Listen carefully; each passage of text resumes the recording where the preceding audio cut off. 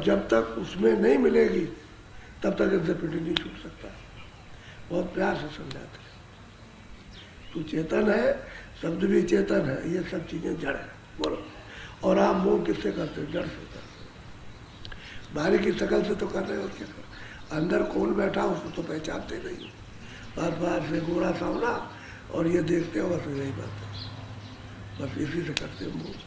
तो मोह झूठा, तो झूठी चीज है उसी से मोह करते हो। बोलो, ताते चेत चलो ये अवसर, नहीं भरमो तुम खाली। अब तुम चेत जाओ, मैं तुम्हारे लिए भले के लिए कह रहा हूं कि इससे अच्छा ये कि तुम चेतो और चलो।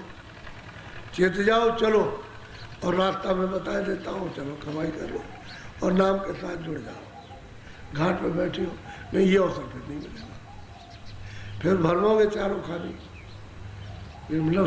नरदई तो वैसे ही हाथ से दो बैठी, ये तो मिलना ही नहीं, तो चारों खानों में जाने तो भटकते रहोगे, फिर वहाँ कहीं ठिकाना नहीं। बोलो, सत्संग करो सत्य पद खोजो, सत्य गुरु प्रीति संग। आप कहते हैं कि सत्संग करो और सत्य की खोज करो कि वो सत्य कहाँ मिलेगा, और जब वो मिल जाए तो कहते हैं सदगुरु से प्रेम कर लो, क्योंकि वही बताएंगे। सत्संग करो, उससे जानकारी हो गया कि सत्य क्या चीज़ है, और वो सत्य कैसे मिलेगा, उसको कैसे देखेंगे, कैसे सुनेंगे। और जब मालूम हो जाए कि भाई यहाँ सत्य है, उनसे ले लो, तो उनसे प्रेम कर लो, सदगुरु से प्रेम करो।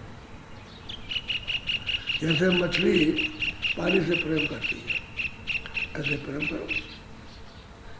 पपिया है, स्वाद की बूझ से प्रेम करता और उसको कुछ नहीं चाहिए। इसी तरह से प्रेम सदगुरु से हो तो काम बन जाए, तब तो ये जीवन आपका जो किराए का मकान है वो सार्थक हो जाएगा। वो नहीं इसलिए कि इसमें बैठ के तुम अपना काम कर लो, लेकिन हम न जानने के कारण, रास्ता न मिलने के कारण, समझ नहीं है, इसलिए काम में लग जाते और इसी को काम समझते हैं, यही मुख्य काम है। बस ये कहते हैं हमने भाई बाल बच्चों का पालन पोषण किया, ये पढ़ा लिखा दिया है, नौकरी चाकरी है, ये वो, हमारा काम जिम्मेदारी पूरी कुछ नहीं किया। कहता है आपने मतलब की जिम्मेदारी पूरी कुछ नहीं, ना इसकी जिम्मेदारी ना उसकी जिम्मेदारी, एक भी एक दूसरे की जिम्मेदारी। वो तो मोह के बस सेवा कर रहे हो, जो बच्चों की सेवा की है मोह के बस की है, कर्तव्य समझ के नहीं की। कर्तव्य समझ के करते तो बच्चा जब जाता है तो माँ को रोना नहीं चाहिए था, जिसने दिया है हमने उसकी सेवा कर दी, वो ले गया तो ले गया, लेकिन रोएगी पीटेगी सारी जिंदगी, रोएगी मोह के लिए और रोती है। तो असल में बात यह है कि अज्ञान है, वो छाया हुआ है और झूठा पर्दा जड़ है, उसके साथ मोह व्याप गया। अब ये छूटा छोड़े नहीं छूटता। वो कहते हैं सत्संग करो और सुनो वहाँ से कि सत्य पद क्या है, कहाँ है, कहाँ से हम आए हैं, और फिर सतगुरु पीठ संभाले। जब वो मिल जाए तो गुरु से प्रेम कर लो, निकाल ले जाएंगे। बोलो,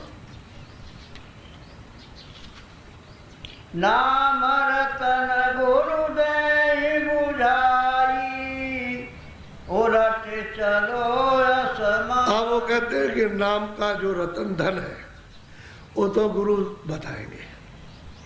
जब उनसे मिल जाए नाम भेद, नाम युक्ति मिल जाए तो घाट पे बैठ के उलट चलो, उलट जाओ ऊपर उल्टो, अपने घर की तरफ में चलो। अब वो तो अंधेरा उतना ही है जितना कि बोझा लदा हुआ है, ये इतना अंधेरा है ये, क्योंकि सूरज के ऊपर बोझा लदा है तो अंधकार हो गया। अगर बोझा उतर जाए तो प्रकाश ही प्रकाश है, रोशनी रोशनी है, उसमें सब रचना दिखाई। गंदगी का अंधेरा है, गंदगी साफ हुआ तो उजाले उजाला पे उजाला, तो दूसरी दुनिया, वो तो दिव्य दुनिया है। उसको देते हैं कि देवताओं की दुनिया में प्रवेश हो गए, फिर वो तुम्हारे दरवाजे ही पर है, यानी बाहर कहीं नहीं जाना। आँख खुली तो सामने दूसरी दुनिया, ऊपर में स्वर्ग में जाने का रास्ता और नीचे मृतलोक का है, तो स्वर्ग होकर के ऊपर जाना है, तो रास्ता तो वही होकर के जाने का। आगे भी जाना, स्वर्ग है, आगे बैकुंठ है, फिर ऊपर में बड़े बड़े लोग उन्हीं में होकर के जाना है, तो कहते भाई चल पड़ो। जब गुरु नाम का धन दे दे, उसको आपको रतन दे दे, तो घाट पर बैठ के अब आप थोड़ी सी कमाई कर लो, यानी भजन कर लो, ध्यान कर लो, सुमरन कर लो घाट पर बैठ के, तो जल्दी मिल जाएगा। बोलो। इतना काम करो तुम अब के, फिर आगे की सब। अब कहते हैं कि भाई इतना तो काम करो कि थोड़ा सा घाट पर तो बैठो, दोनों आंखों के मध्य घाट पर अंदर, बाहर की आंखें कान बंद किए घाट पर बैठ जाओ, थोड़ा मन को रोक करके बैठो, इतना काम बैठक बना लो, तो वहाँ से दया आपको मिलेगा। वो फिर शुरू करते हैं, अंदर का काम सब गुरु करेंगे। आपको तो दरवाजे पर बैठना है कि हमने हाजिर जो ठकठकाते पुकारते हैं कि दया करो, कृपा करो, और दरवाज़ा खोल दो। दरवाजा खोलने का मतलब आँख खोल दो और कान खोल दो, जिससे हमको दिखाई दे, सुनाई देने लगे, तो आधार बन जाए चढ़ने का। शब्द सुनाई दे, आधार बन गया, जहाँ से शब्द आ रहा ले जाएगा। आवाज़ आ रही है, उसी के साथ चले जाओ, जिधर से आ रहे उधर चलते जाओ। तो जहाँ से आवाज़ निकल रही वहाँ पहुँच जाओगे तो उसका दर्शन हो जाएगा। तो किसी न किसी में जो आवाज़ आ रही है, तो जब उसको पकड़ के चढ़ते जाओगे तो उसी में पहुँचोगे जहाँ से निकल रही, तो सामने उसका साक्षात्कार हो जाएगा। इसी को कहते हैं दर्शन दीदार, साक्षात्कार। अपनी आँखों से जब देखा जाता है तब, लेकिन उसका आधार तो मिलना चाहिए। महापुरुषों से रास्ता तो मिले, जुक्ति तो मिल जाए, तो जुक्ति मिलती नहीं, सत्संग आपने किया नहीं। और फिर यह है कि कहाँ कौन सा रास्ता घर जाने का, वो सुना तो है नहीं आपने। फिर आपकी इच्छा भी नहीं कि भाई कोई भजन करे, सत्संग सुनोगे तो पता चलेगा भाई यहाँ से इतनी दूर है, तो कौन हो, कहाँ से आए हो, ये भी मालूम हो जाएगा। तो खुद ही कहो कि हम भजन करना चाहते हैं, चलना चाहते हैं, तो रास्ता दे देंगे, फिर घाट पर बैठ जाओ, चल पड़ो, तब जा करके जाओ। उलट चलो पानी, कहते उधर तो बड़े बड़े गंगा ने बड़े बड़े आकाश है, उसमें चलो बढ़ो। गुरुपुरे का कहना मानो, दुख छूटे सुख मिले। तो कहते हैं कि जब पूरा गुरु मिल जाएगा, सब वेदी, सब स्थानों का वेदी चाहिए। जिसने इंद्र का भी दर्शन किया, ब्रह्म का भी किया, पार ब्रह्म का भी किया, जिसने सत्पुरुष को प्राप्त किया, ऐसा वेदी जब मिल जाए तो कहते उसके बच्चों को मानो और घर ही में ले जाने का पाठ पढ़ाएगा। जो भी क्रिया कराएगा घर में ले जाने की, कि किसी तरह से भी है कैसे भी हो, आप जीवते हो यानी घर पहुंचो, आप घर में चलने के लिए वही काम करेगा। तो उसका कहना मान लो। जब कहना मान लो कि यही भक्ति है, कहते हम मानते हैं, उस देवता को मानते हैं, उसको मानते हैं, और तो नहीं कहता कि ये करो, तो आप मानते कैसे हो? तो जो चीज़ वो मना करे उसको नहीं करना, जो चीज़ चाहे उसको करना, ये है भक्ति। तो हम मनमुख होकर के जो चाहते सो करते और कहते हम देवता को मानते हैं, वो नहीं मानते। देवता तो जब माना जाएगा जब सामने मिले, सामने नहीं मिलेगा तो आप किसको मानेंगे? तो कहेंगे भाई द्वापर में हुआ था, त्रेता में हुआ था, कलयुग में हुआ था, उसको आपने क्या देखा? सामने देखोगे उसकी बात मानो। तुम तो अभी पैदा हुए हो, तो जो आया है, जो उसको जानता है, उससे मिलो और उसके कहने को मानो, तो काम बन जाए। यही है भक्ति चढ़ने की।